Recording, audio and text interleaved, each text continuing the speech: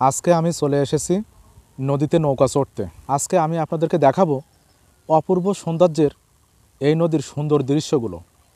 আঁকাবাঁকা এই নদী, সুন্দর মনোরম পরিবেশ। এই নদীর দুধার দিয়ে দেখা যায় সুন্দর গাছগাছালি। এই নদীর সুন্দর দৃশ্য ফুটে উঠেছে নদীর দুধারে ঘরবাড়ি এবং গাছগাছালি। সৌন্দর্যের আরও অনেক কিছু দেখা যাচ্ছে। এখন আমি নৌকা চড়ে চলে যাচ্ছি। বন্ধুরা, আপনারা দেখতে পাচ্ছেন আমার পেছনে সুন্দর একটি লোহার ব্রিজ। আমি এই ব্রিজটি তলা দিয়ে ওপাশে চলে যাব। আপনারা দেখতে পাচ্ছেন নদীর দুধারে কত সুন্দর দৃশ্য।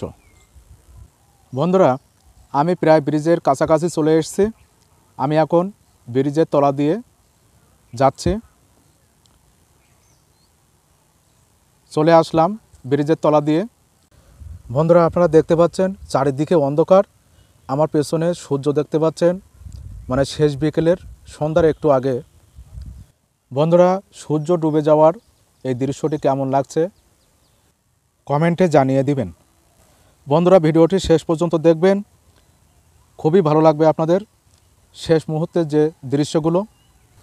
আমি সামনে আর বেশি দূরে যাব না। যে ব্রিজটির তলা দিয়ে আমি নৌকা চড়ে আসছিলাম, ওই ব্রিজের তলা দিয়ে আমি আবার অন্য একটি মনোরম পরিবেশে এই মুহূর্তে চলে যাব। সেখানকার দৃশ্যগুলো দেখলে আপনাদের প্রাণ জুড়িয়ে যাবে। এখন এই লোহার ব্রিজটির তলা দিয়ে পার হয়ে আমি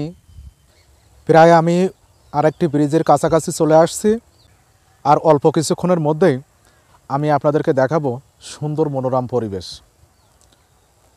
সপ্তাহে কিংবা মাসে একদিন যদি এমন মনোরম পরিবেশে বেড়ানো যায়, তাহলে মনে যদি কোনো অশান্তি থাকে, অন্যরকম একটা শান্তি ফিরে আসবে। পড়ন্ত বিকেলে সন্ধ্যার মুহূর্ত, এই অপূর্ব সৌন্দর্য দৃশ্যগুলো একবার তাকিয়ে দেখলে বারবার দেখতে মন চায়। বন্ধুরা, যে ব্রিজটি দেখা যাচ্ছে, আমি প্রায় ব্রিজটির কাছাকাছি চলে আসছি। আপনারা দেখতে পাচ্ছেন আমি এখন এই ব্রিজের তলা দিয়ে পার হয়ে যাচ্ছি নৌকা চড়ে। এমন পরিবেশ আপনার বাড়ির পাশে কিংবা একটু দূরে হলেও সেখানে সপ্তাহে কিংবা মাসে একদিন বেড়াতে গেলে ভারী মনটাকে হালকা করে তুলবে। কত সুন্দর নদীর পরিবেশ। নদীর পানিতে দুধারে ভেসে আছে সবুজ ঘাস, কত না সুন্দর দেখতে। বন্ধুরা, আপনারা হয়তো অনেকেই ভাবছেন এই নদীটি কোথায়। এই নদীটি হচ্ছে সাতক্ষীরা জেলার বেতনা নদী।